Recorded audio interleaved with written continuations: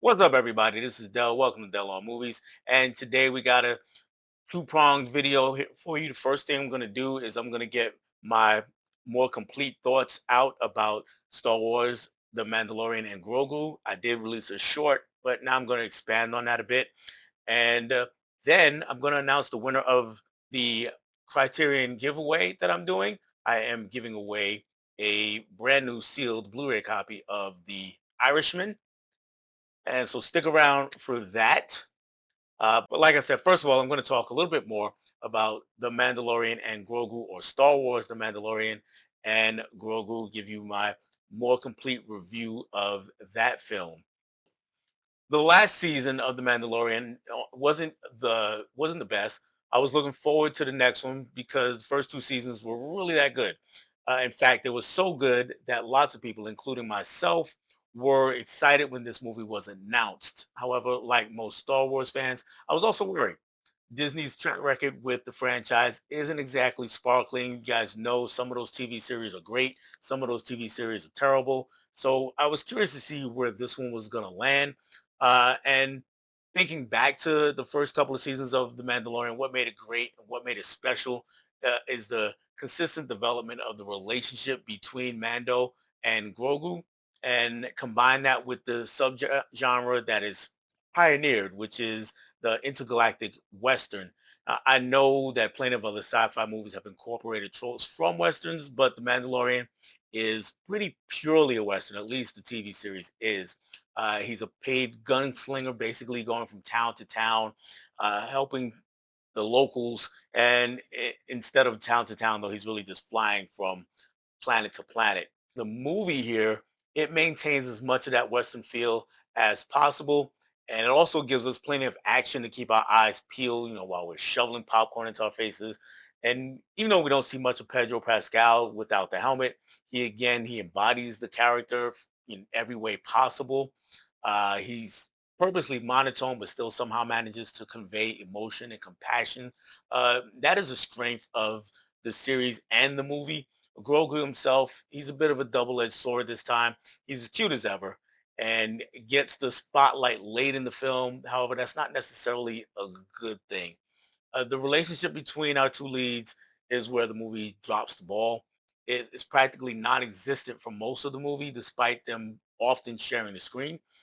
Mando is going about his business while Grogu hangs around like a mascot. Every now and again, they cut to him while he does something designed to make us cool, kind of go, aw, aw, it's so cute, kind of that kind of thing. And depending on your level of tolerance, this may wear thin for some sooner than others. It's not until something happens to Mando that we explore their relationship in any tangible way. And even then, there's really nothing new. It's just an opportunity for Grogu to get the spotlight for a few minutes.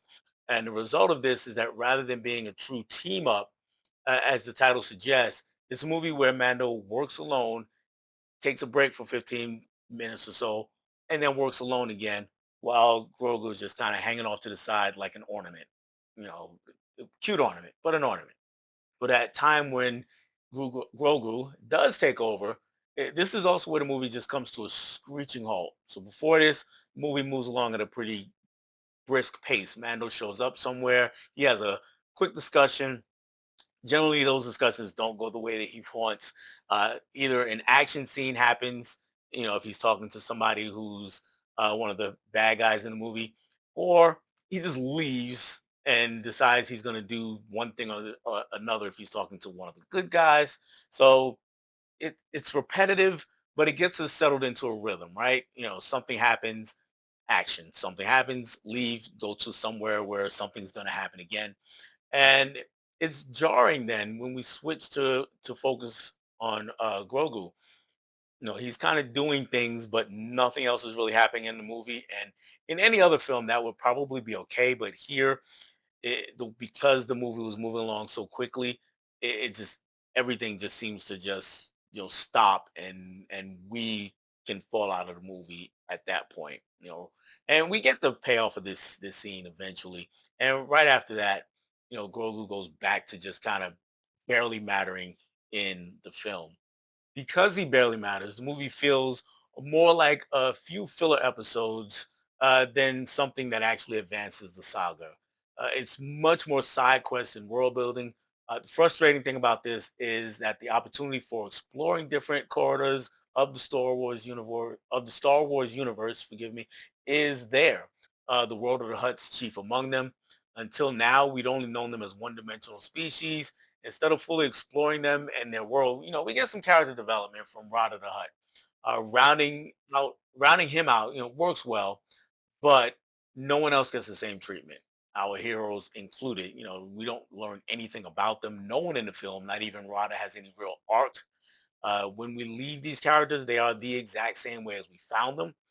There's one other intriguing character, and that is a rival bounty hunter who pops up to give Mando a physical rival, and he looks great and he does some cool things, but that's all we get. We don't know anything about this character, and that's okay. That could be okay, but I would need other characters to fill in that space. Uh, where I don't know anything. I see him, but I don't know anything about him. But I don't get that from any character in this movie, so it's kind of frustrating that I don't know anything about him either. And this is all part of the film's fatal flaw, is that it because of the way it's constructed, it just doesn't feel cinematic. Another problem with the film is the look of the film, and I touched on this in my short, but to expound on that, the CGI pretty good in spots, but iffy in others. And it's not that huge a deal. A bigger problem is how the action scenes are edited. They're over edited, reminiscent of the worst of what the MCU does. There's so much cutting during fight scenes. I get whiplash.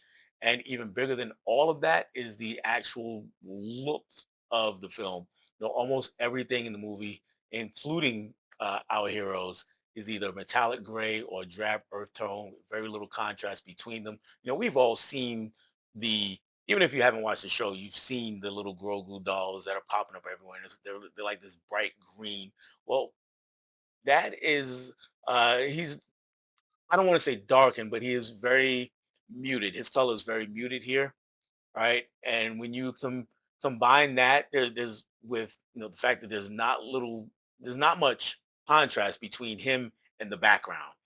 Same thing goes for Mando. There's not much contrast between him and the background. So it just everything kind of melds together, and the movie is actually dark, very dark. I would say it's underlit, so the few colors on the screen, they all blend into each other and they give us this kind of murky, almost monochromatic picture. And I really don't want to compare it to other Star Wars movies because it has to stand on its own, but it is part of that franchise.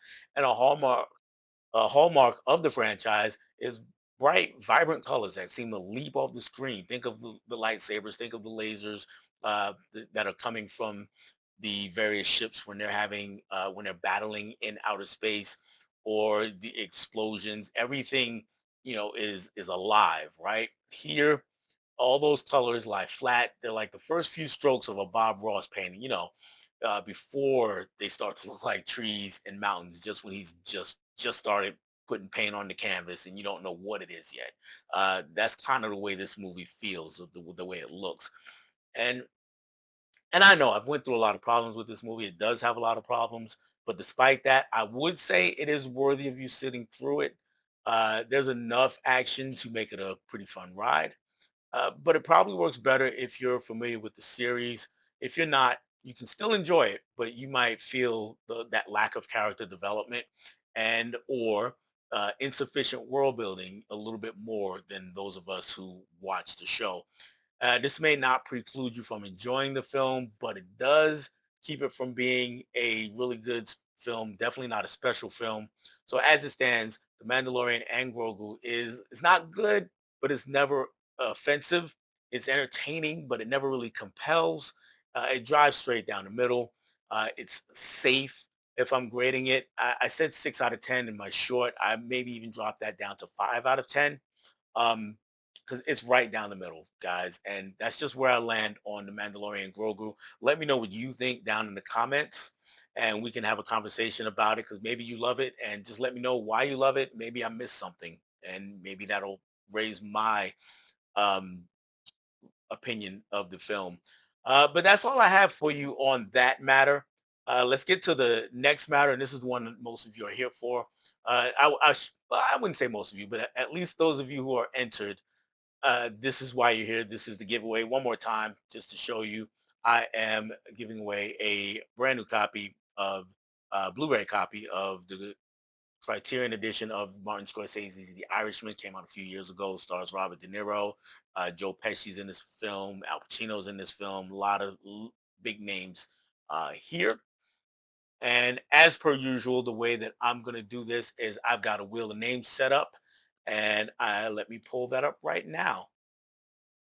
Here's the wheel. And this time around, I got a lot more people entering the contest, the giveaway than I did last time. Last time I only had 2 entries. This time I've got 11. So thank you guys for watching the video. And I'm glad that you're interested in The Irishman. So I'm just going to click it and spin it. And hopefully while it's been uh, just going around here, you see your name if you were entered.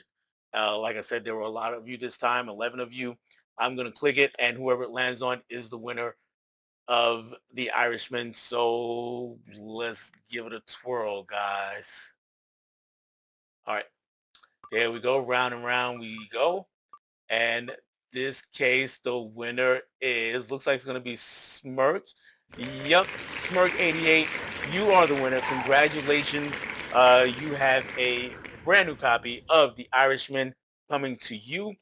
Just let me know what's the best way to contact you outside of YouTube, whether it is through email or Instagram or something like that.